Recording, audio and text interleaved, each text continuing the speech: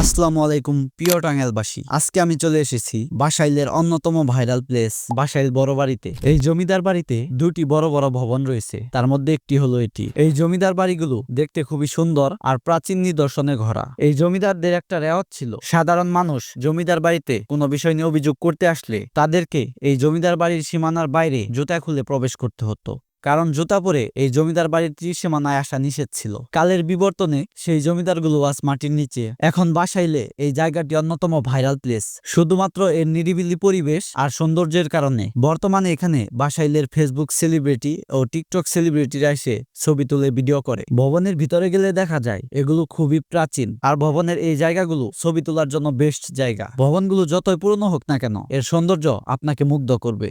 পাশের এই ছোট্ট মঞ্জিলটি নতুন করে এই যুগে এসে বানানো হয়েছে, আর এইখানে এই কবরগুলোতে শায়িত আছেন জমিদারের বংশধরেরা। অপরদিকে এই ঘরে বসবাস করতেন জমিদারের সেনাপতি। আর একটু সামনে এগিয়ে গেলে দেখতে পাবেন আরেকটি ভবন। এই ভবনটির চারপাশে সারিতে সারিতে সুপারি গাছ লাগানো আছে। ভবনটির সামনেই কয়েকটা কবর রয়েছে। এই কবরের সাল দেখে বুঝলাম এই কবরটি প্রায় 800 বছর আগের পুরনো কবর, আর এই জমিদারদের ভবনগুলো প্রায় 1000 বছর আগের পুরনো। এই ভবনগুলোর নিদর্শন দেখলেই বোঝা যায় বেশ প্রাচীন। এই বড় বাড়িতে আসলে বিকেলবেলা খুবই নিরিবিলি পরিবেশে এই জমিদার বাড়িগুলোর সৌন্দর্য উপভোগ করতে পারবেন।